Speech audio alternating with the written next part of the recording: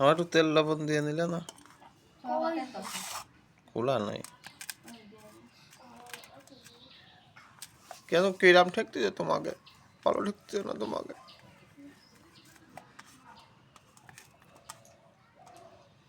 কি করতেছো তুমি? কি করতেছো? কি কাজ রয়েছে?